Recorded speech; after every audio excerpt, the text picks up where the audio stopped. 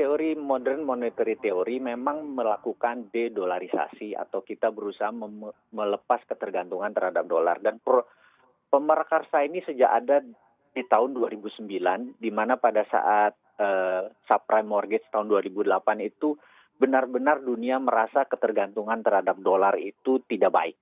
Nah, lalu ada banyak teori yang akan dikedepankan, mulai dari menerbitkannya cryptocurrency atau digital money, sampai akhirnya 1 tahun terakhir ini dunia lebih siap menerima dinar sebagai mata uang baru yang berbasis emas. Jadi bukan emasnya yang akan kita tonjolkan, karena kalau emasnya yang akan ditonjolkan, ada negara yang punya emas seperti negara Indonesia akan diuntungkan, atau ada negara yang tidak punya emas seperti Singapura yang akan dirugikan.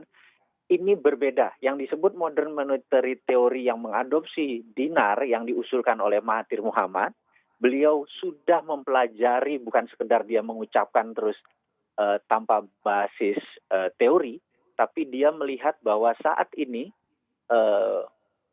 emas itu bisa menjadi patokan yang ini sudah ditunggu-tunggu oleh dunia, di mana emas tapi mengapa tadi Pak saat ini muncul gerakan de-dolarisasi? Apa sebenarnya negatifnya? Mengapa kita harus, misalnya negara-negara ini berpikir harus membuang dolar dan beralih ke emas?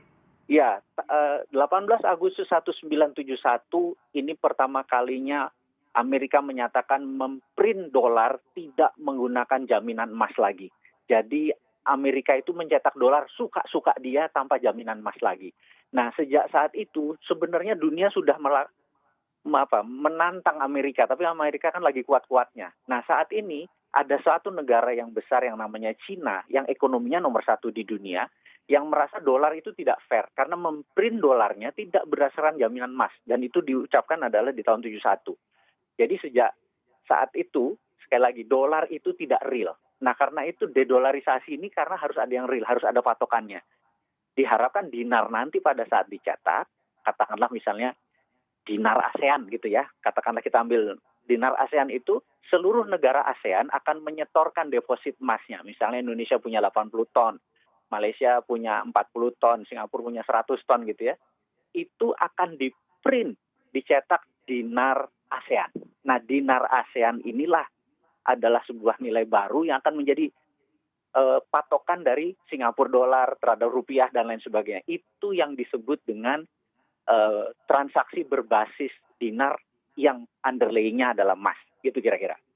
Apa manfaatnya Pak kalau transaksi dinar misalnya dengan underlying emas, atau kita misalnya menggunakan alat pembayaran yang didasarkan pada emas? Baik, ini menarik karena inflasinya zero.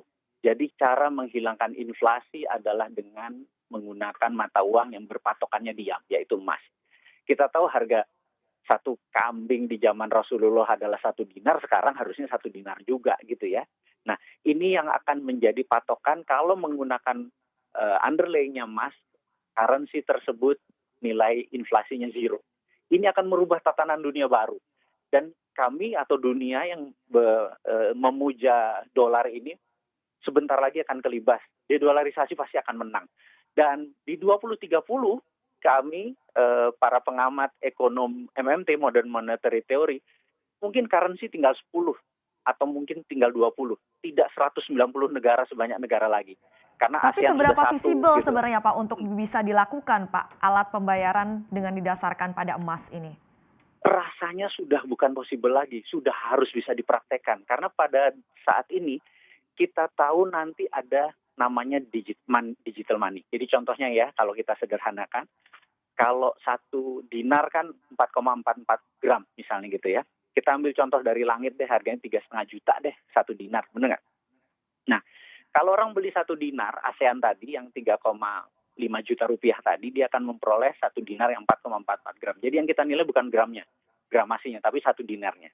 Nah, nanti dengan adanya digital, di rekening Mbak Alin, ada di kirinya ada 4,4 gram, 1 dinar, di sebelah kanannya ada 3,5 juta rupiah.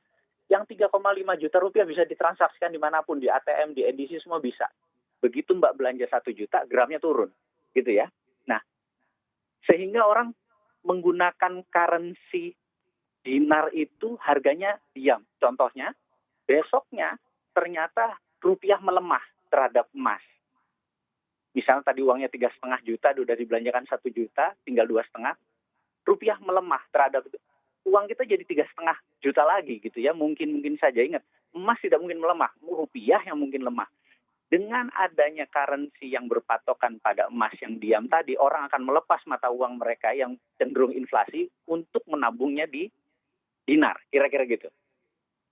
Pak, kalau kita lihat ini seandainya kita memang gerakan dedolarisasi ini semakin kuat dan semuanya berpindah menuju alat pembayaran dengan emas, tentu saja Amerika Serikat tidak akan tinggal diam. Perlu kekuatan politik seperti apa sebenarnya untuk negara-negara ini mewujudkan apa yang mereka cita-citakan? Mbak, menarik sekali Mbak. Saya itu 6 bulan berada di Langley di markas CIA. Saya pernah di sana cukup lama. Jadi Mbak bisa tahu bahwa kalau kita membuka pintu di front lobbynya CIA itu di Langley, maka ada tulisan Central Intelligence Agency di bawahnya. Ada satu yang hanya kita mau ingatkan. Begitu Mbak nengok di depan, tulisannya cuma satu, protect dollar. Jadi tugas CIA adalah protect dollar. Jadi kalau ditanya Amerika ngamuk nggak? Ngamuk Mbak.